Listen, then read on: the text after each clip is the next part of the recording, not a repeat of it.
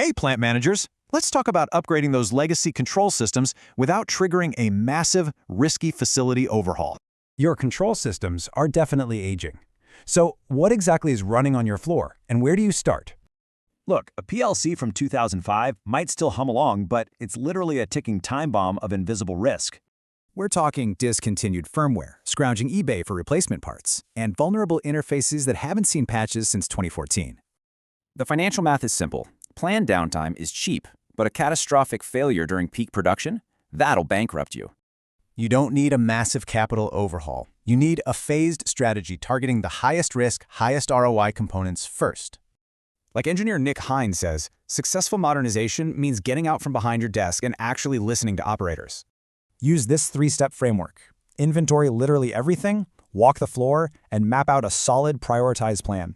Once mapped, execution follows a logical 5-phase sequence. This minimizes disruption and totally maximizes your budget. Phase 1. Identify end-of-life components. Schedule those replacements before a reactive, middle-of-the-night repair drains your operating budget. Phase 2 locks in your network infrastructure, deploying managed industrial Ethernet switches and secure remote access everywhere. This is a game changer for daily operational efficiency, unlocking real-time data and remote troubleshooting right at your fingertips.